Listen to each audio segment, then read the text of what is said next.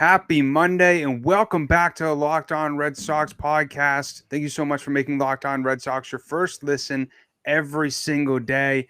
I am your host, Massachusetts Pirates team insider Jake Ignaszewski. I'm also joined here by my co-host, NESN writer Lauren Campbell. And in this episode, Lauren and I are going to be breaking down the CBA negotiations and also giving our thoughts on what the MLB and the MLB Players Association have negotiated so far over these 11 weeks of the MLB lockout.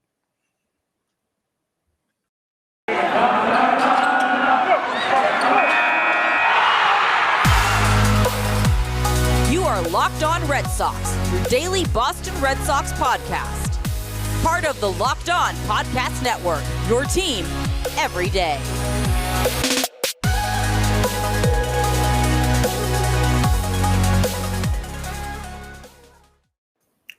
So I don't know about you, Lauren, but I was really excited for this episode. You know, I love our guest episodes, but it's been a few weeks since you and I have just been able to not only talk about baseball, but just talk about the Red Sox.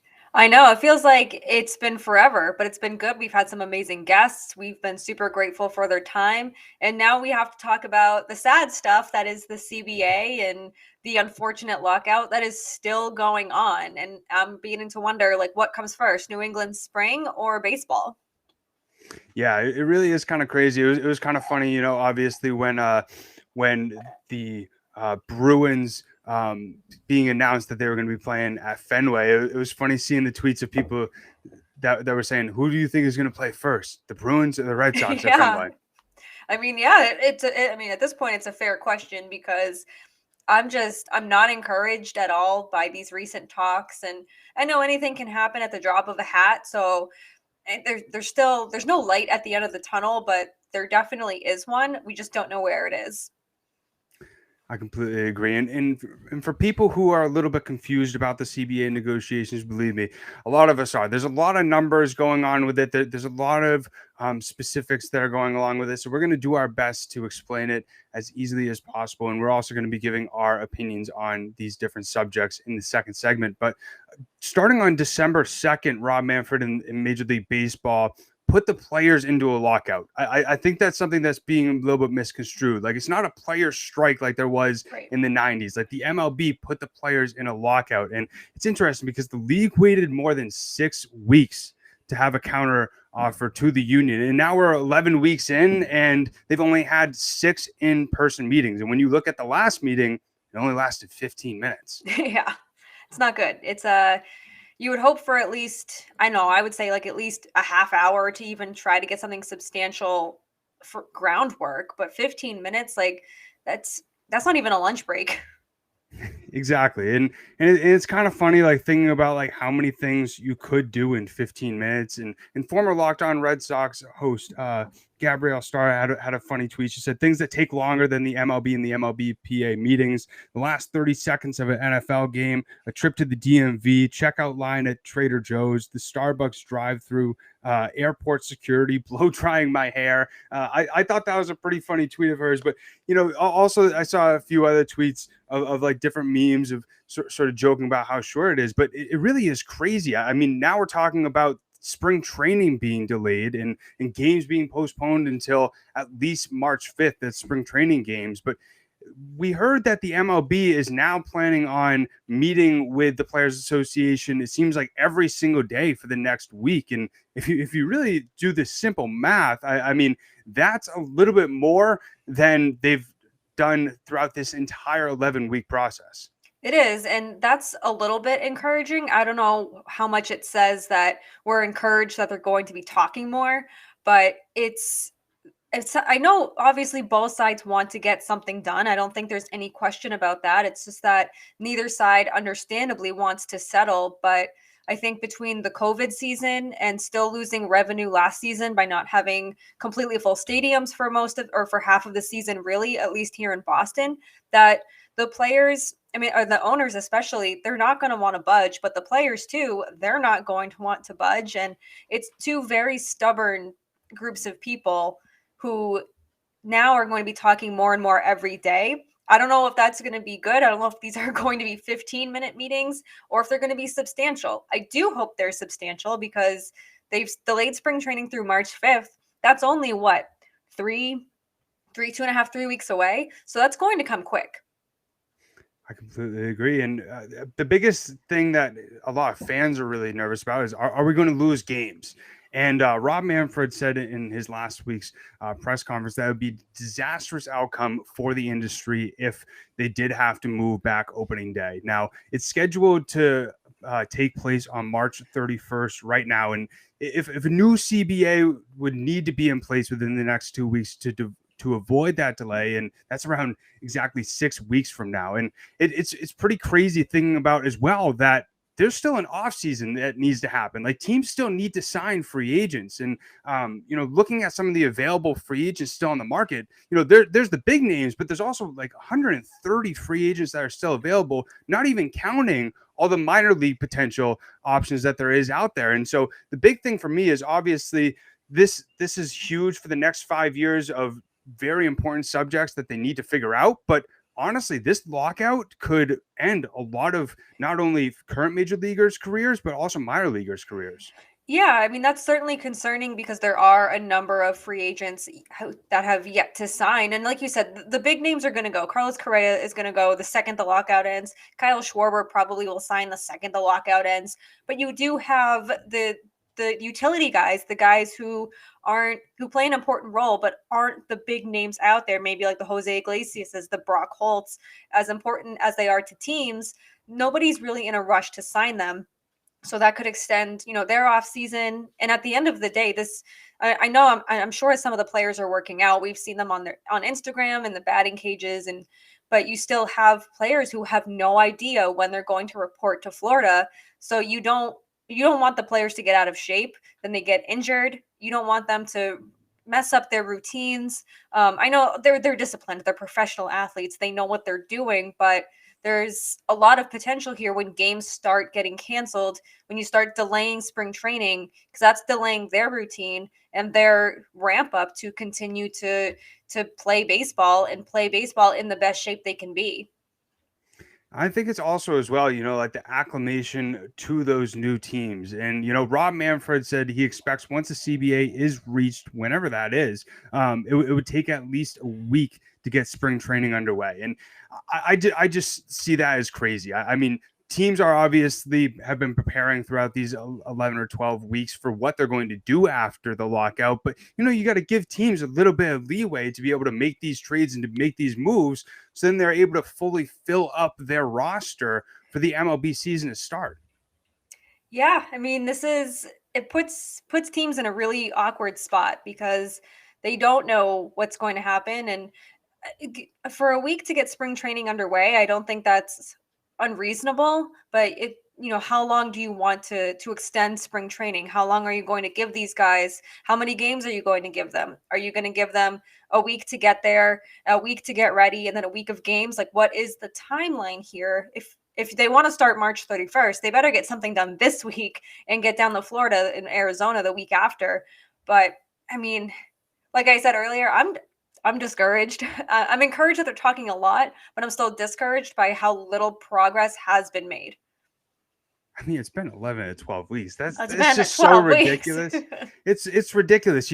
As fans, we didn't expect this on December 2nd. We maybe thought it would end at the start of February. And, really looking at what they have agreed upon, it's pretty surprising how limited it has been. But, I am happy that they agreed upon the universal DH. I think that was a long time coming. And then they also are pretty close on their ideas of an expanded playoffs. But Lauren and I are going to talk a little bit more about what the MLB and the MLBPA have been negotiating on over these 12 weeks in our second segment. But Lauren just wants to take a second to talk to you about Built Bar. I do. I love Built Bar. You all know me by now that I absolutely love Built Bar. And it's this time of the year that usually I've given up on a lot of my New Year's resolutions. It's winter. It's freezing. It's no sign of spring is in sight. But not this year. I am sticking to my resolution to eat right. And I'm getting married in August. So I certainly need to stick with that. And Built Bar makes that super easy to stick to that resolution because it almost feels like it's not really a resolution because I enjoy eating a Built Bar I just had one before we got on this show after my workout. So it is a great snack. The Built Bar Puffs are also incredibly amazing. And if you haven't tried those, you are missing out because they're one of the best tasting Built Bars. They're the first ever protein infused marshmallow. So they're fluffy. They're obviously marshmallowy. And they're not just a protein bar. They're kind of like a little treat, and they're covered in 100% real chocolate. All Built Bars are covered in 100% real chocolate.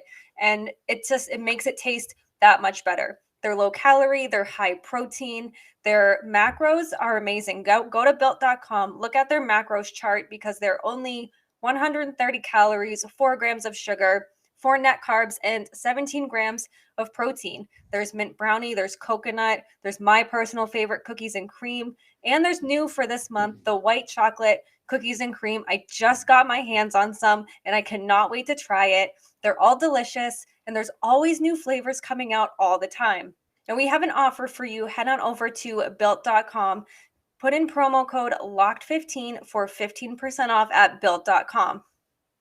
And I also just want to take a second to talk to you about Rock Auto. With the ever-increasing numbers of makes and models, it's now impossible for your local chain auto parts store to stock all the parts you need. Why endure often pointless and seamless, intimidating questioning? Like, is your Odyssey an LX or an EX? Like, who knows that? And why wait while the person behind the counter orders the parts on their computer, choosing the only brand that their warehouse happens to carry? You have computers with access to rockauto.com at home and in your pocket. So save time and money when using Rock Auto. And why choose to spend 30%, 50%, or even 100% more for the same parts from a chain store or a car dealership? For example, a Honda Odyssey fuel pump is $353 from the chain store and $216 from Rock Auto. Also, Rock Auto is a family business serving do-it-yourself for over 20 years. And they have everything that you need, like brake parts, tail lamps, motor oil, and even a new carpet. Go to rockauto.com right now and see all the parts available for your car or truck. Right, Locked On in there. How did you hear about us box so they know that we sent you? Amazing selection, reliably low prices, all parts your car will ever need. rockauto.com. So as always, we greatly appreciate everybody making Locked On Red Sox their first listen every single day. But now we're going to talk a little bit about what the two sides have been really actually doing over these last 12 weeks. And it's interesting looking at, the 10 subjects that are the most important for these two sides. As I mentioned, 8 of them are the most important, that they're a little bit far apart. 2 of them in terms of the universal DH and the expanded playoffs, they're pretty much in seeing eye to eye. But one where they're also seeing a little bit eye to eye is the minimum salary. The MLB wants $630,000 for a minimum salary. The MLBPA wants $775,000, and that current gap is at around $145,000. Yeah, I mean, I think they're close, so that's probably the closest that they're in on these talks right now. I love that the PA is pushing for this minimum salary, and I think that what they're asking for, I don't think it's that unreasonable. I am surprised in a good way that the owners came back with such an offer that was close enough, because we saw, the with the pool money, how off they were, 100 million to 10 million. So to see them kind of be at least in the same ballpark, no pun intended, is definitely encouraging there. And it's interesting as well because, looking at this minimum salary, the one thing that comes up into my mind is, if you're going to pay guys, and, this is their value for the $775 that the MLBPA wants to pay them as their minimum salary, that's the value that they're playing on the field. But at the same time, if you're going to allocate that much money for players who are on the bridge of a major league roster, you need to allocate some of that money towards minor leaguers. Minor leaguers need to get paid a little bit more. We're going to talk a little bit about that in a future episode. But I mean, it's been going around on TikTok and all social media. I mean, these tax returns have around $12,000 as a minor league baseball player. And for myself, like, I'm close to that working at freaking Dunkin' Donuts. That's that's like so eye-opening to me, because I used to work at a gym part-time just to get me some part of it through college, and then I just kept that job while I was working full-time just for funsies. And same thing, that's about what I was making, just to sit on my butt and check people in, maybe do a tour of the gym every now and then. So to see somebody, a minor leaguer, make so little to put their lives out there for baseball with hopes to make it to the big leagues, to hopefully make a little more money. It's so embarrassing, for not for the players at all, but for the owners, for them to just be like, yeah, this is what we're going to pay them. Like, why? You have the money to pay them what they're worth, or at least pay them something that is livable. I mean, I'm so glad that there's so much attention brought to it. I know we're going to talk about this on another episode, so I won't get too far into a rant here, but I'm just glad that the players are speaking up and using social media to expose just how poorly they're paid and how poorly they can be treated because of that. I couldn't agree more. And one subject that I think was very controversial when it first happened was the MLB, eliminating. I think it was around 10 to 15 minor league teams. A lot of people are upset about that. But if that's what it's going to take for minor leaguers to get better conditions and for there to be less minor leaguers so you can pay them more, so be it. Obviously, it's not the best thing for guys who have a dream playing baseball as a career, but it's harsh, but it's the reality. If you're good enough to be in the major leagues, you're good enough to be in the major leagues, and you're good enough to be a professional baseball player. But moving on to the competitive balance tax, this is something that has been talked a lot about with the Red Sox, and especially with Chaim Bloom trying to stay under it. They're a little bit over the luxury tax now, but this is something where the MLB is trying to stay kind of where it's at. Looking at what they want for 2022, it's around 214 million. Then 2023, 216, and then all the way to 2025, 222 million. And then the MLBPA wants it way up at 245 million in 2022, 2023, 252 million, and then all the way looking at 2026, 273 million. So looking at that gap, at least in 2022, it's $31 million, but all the way to 2026, $51 million. It's a lot of money, and it's a lot of, you hear about the luxury tax or the CBT a lot, with, like you said, with the Red Sox, because for so long they were constantly going over it without any issue. With it was just like, whatever, I'm just going to spend what I can spend to get the best team out there. And they've been diligent about staying under it, or getting at least close to it, the last couple of years. I mean, obviously the Mookie Betts trade, and then there was the Benintendi trade as well. So, I mean, it's always been weird to me that if you go over the luxury tax, that you get penalized, you get draft picks or whatever taken away. It was just like, oh, you spent too much money, so we're going to punish you. It's like an overdraft fee almost. And it was just always something that was like just weird to me, always, when I was looking more into these luxury taxes. But I mean, you look at the numbers that are going up over the years that they want, where it's 245 to 273 in the span of 4 years. That's a lot of money, and that's a lot of expectations, whether right or wrong, from the players, that the talent is only going to get better. And I understand that, the players want to be paid more, and they want to get the value that they actually deserve. But I think the real interesting thing is the penalties. Now, the tax rates are still 50%, 75%, and 100% for the 3 tiers of the CBT. And the MLB also wanted to implement, if you go over the first tier, you give up a 3rd round pick, second tier, 2nd round pick, 3rd tier, 1st round pick. But now, no picks surrendered for going over the first tier, and the same picks are given up for the first 2 and 3 tiers. But I found it interesting what Alex Wood said on Twitter. He said, if penalties increase under the CBT/luxury tax, it does not matter what the threshold is. My God, make the threshold $1 billion. It doesn't matter. Teams already don't spend because they don't use the current penalties as an excuse not to. Imagine if the penalties got even worse. Yeah, I mean, this is another case of the minor leaguers and players using social media as good and to bring attention to kind of what's going on. Maybe explain a little more about what's going on, like with the luxury tax. Because I mean, he's saying here, no matter how high it is, it doesn't matter. Like teams already don't spend because of the penalties, blah blah blah. And maybe he's right. And this is such an interesting thing because you feel like teams, I mean, the Rays, they had a good team with not a whole lot of money. Um, the Diamondbacks, they're not terrible. They're a pretty fun team to watch. They're not spending a ton of money.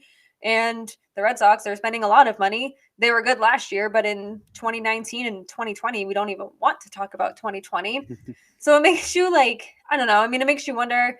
I'm not in these discussions. I'm not a front office person. I'm obviously not a player. I don't know how this money works and how they come to terms on a specific number. But then you have sports who don't have a threshold or a salary cap, and you just see teams and ownership just going wild spending money.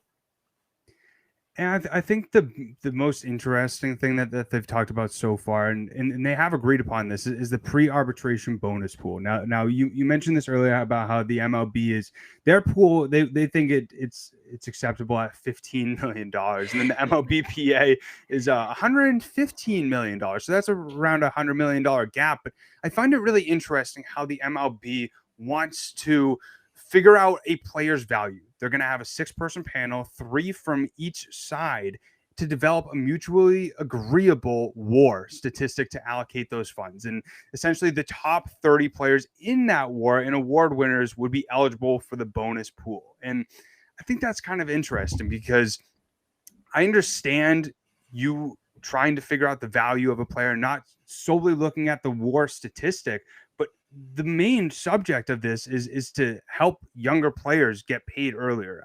I think that this is a good idea. It's just the MLB needs to up their bonus pool a little bit more. Yeah, I mean, you said it right there. It's a good idea. It just needs to be perfected, and they're far from that at this point. How do you determine somebody's value? And like, do you use WAR? Do you use the awards, hits, RBI? There's some statistics out there that people are like, it's just a dumb stat. It's so stupid. It shouldn't count toward anything.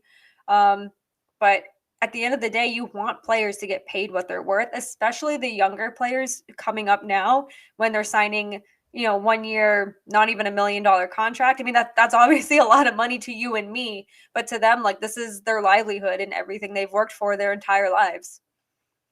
And something that was brought up after the last meeting is that the MLBPA is no longer proposing that all players within at least 2 years of service time become arbitration eligible. And so instead of 100%, the MLB is proposing 80% of players within 2 to 3 years of that service time would be considered arbitration eligible. And I find it really interesting how much of a subject that this is and how far apart both sides are. But it's so important because we even saw it back in 2020 how the MLBPA argued to make sure that the younger players got paid very similarly as to some of the guys like who are getting paid like $30-40 million, like Mike Trout and Machado as well as Bryce Harper. So I think it's a really important subject. It is, and this is probably one that, admittedly, I've done probably the least amount of research on. But I mean, players, they're when they go to arbitration, it's kind of like they're going because they're worth more than what they think they're going to be getting in the coming year, and they want to fight for themselves and advocate for themselves that they're worth more, even if it's $200,000. We've seen cases go to arbitration over less than $500,000 sometimes. So you want them to advocate for themselves. But I mean, 2 to 3 years, I think that's reasonable. I mean, I don't think anyone should go to arbitration after a year. I think that's just silly. But once you have 2 or 3 years in the league, then absolutely. I mean, I think that really shows that you're in the league to stay.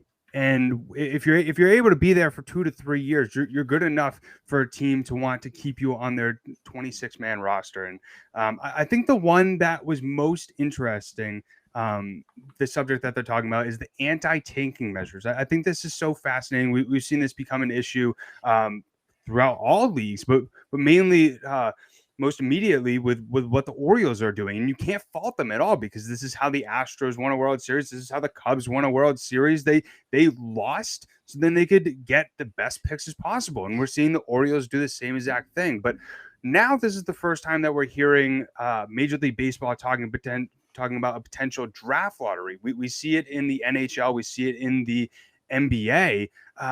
And with the MLB, they're saying that they want a lottery for the top 3 picks, and the MLBPA says lottery for the top 8 picks. Yeah, I mean, I love the draft lottery. I mean, it's something as simple as putting the teams in a hat and pulling the name out. It's basically how the draft lottery works. And sometimes it goes in the favor of the least favorable team. And some days or some years you have teams winning back-to-back years. So there's a risk to it, of course, but I think that I just think they should adopt it I'm not anti-draft lottery by any means. If they think what they're doing now is working, then fine, stay with it. But I am definitely all in favor of it. I think too that it may help grow the audience a little bit. I know that a lot of people tune into draft lotteries for the NBA and for the NHL, especially if their team is involved. And if you're trying to get more eyes on a team like the Orioles, maybe this is something that will help and kind of help build that up and be like, hey, we have the first pick. Hey, we have the second pick. Let's get this party started and try to build up the fan base and get them excited for what we could do in the draft. And I think something that I've heard a lot of people obviously bring up, and this is just an obvious point, that it takes much longer than other leagues for these players who get drafted to actually get to the major league of that certain sport. And I think that's a big reason why we've seen Major League Baseball believe in such the idea that they need to make the minor league teams smaller, and as well as the levels smaller, like not having a guy go through 5 different levels, maybe making it 3 levels. And who knows, that could hurt potentially the development of some players. Who knows? But that could potentially, like you said, make a little bit more excitement. But one thing that I'm curious on your thoughts are, I like the lottery for the top 8 picks. I think the top 3 picks, if the worst team, they could potentially get the number 4 pick. And when you think about it, look what the Red Sox did. They essentially got the best player in the draft in the 4th pick. And I think if you made it the top 8 picks, you could even say potentially the top 10 picks. That would really make it really difficult for teams to want to lose on purpose in order to get a high draft pick. Yeah, I like top 8. I'd even go as far, like you said, top 10, just for a nice round number, even though, 8's a fine number too. But I just think 10 would be a better number to at least start with, and then go from there. It'd probably make more sense to start with 8 and then build if they wanted to do that. But I like the idea. Like I said earlier, I like the idea of the draft lottery. And I think, like you said, the more teams that are in there, it doesn't really incentivize like teams to lose, really. Like, you want to get your number or your team name in there, but you also want to try to vie for a spot in the draft lottery. Exactly. And so that's essentially just a little bit of a quick rundown on what's been going on over the last 12 weeks in the CBA negotiations. In the third segment, Lauren and I are just going to touch a tiny bit on some of our favorite subjects that they've been talking about, and some of the ones that they've agreed upon as well. But I just want to take a second to talk to you about BetOnline.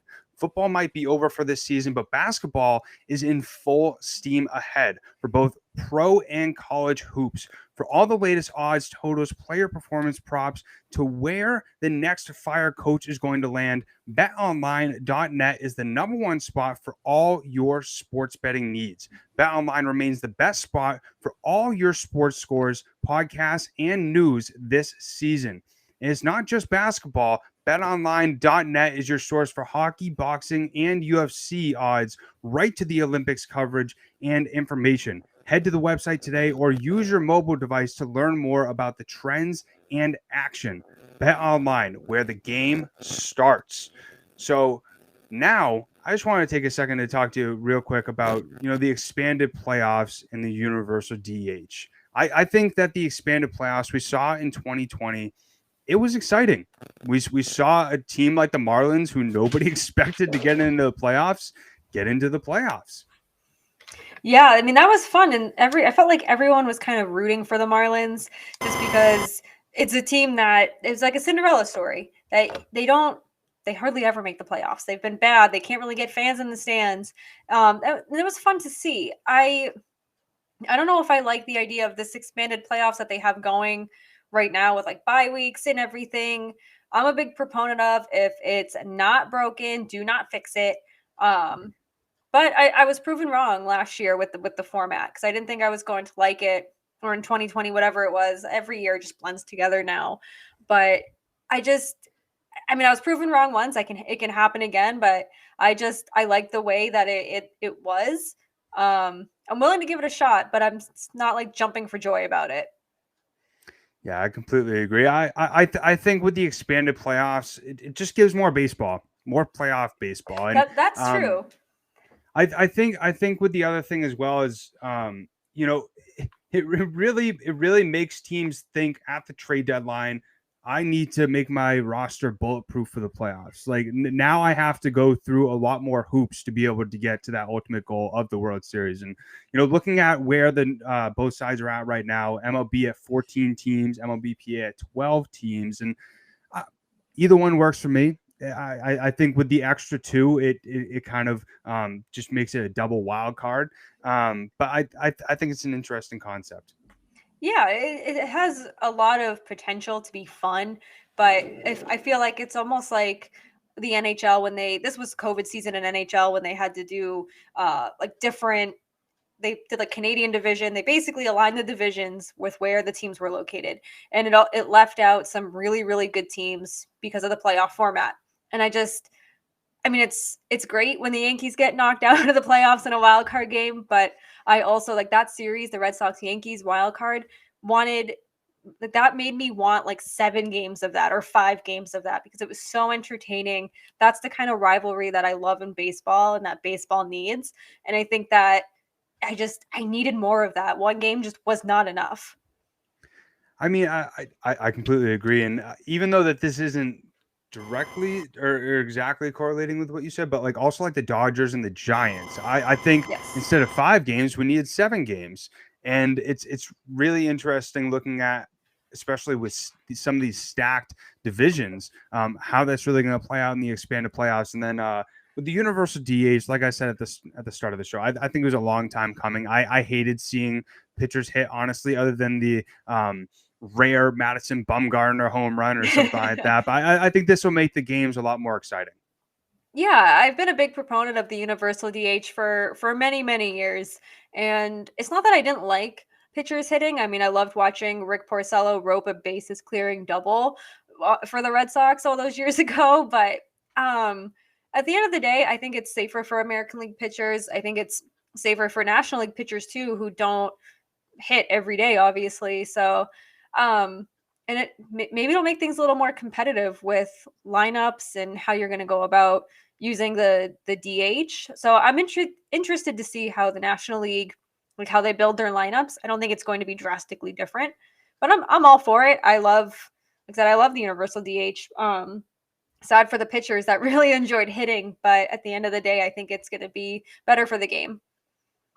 And this is the exact subject that we're going to be talking about in our next episode on Locked On Red Sox, sort of bringing up the idea on potentially if JD Martinez could get traded because of this rule, and how this essentially affects the possibility that Kyle Schwarber could be coming back to Boston. But you're going to have to wait to hear our thoughts on that until next episode. But today's episode is brought to you by BetOnline. BetOnline has you covered this season with more props, odds, and lines than ever before. BetOnline, where the game starts. And we really appreciate everybody making Locked On Red Sox their first listen every single day. Now make your second listen Locked On Bets, your daily one-stop shop for all your gambling needs. Locked On Bets, hosted by your boy Q, with expert analysis and insight from Lee Sterling. It's free and available on all platforms. And if you have not yet, go over to Twitter, follow us. It's follow Locked On Red Sox on Twitter. Got a little tongue twisted there. LO_ Red Sox. Also follow myself on Twitter at Jake Iggy, as well as my co-host Lauren. It's La. That's 3 laws. Lauren with 4 R's. You did it. And I did it. And like I said, check out next episode to hear us give our thoughts on whether we think JD Martinez should be traded or not. But we greatly appreciate everybody tuning in to this episode of Locked On Red Sox podcast. And we will talk to you guys and see you guys next time. Peace.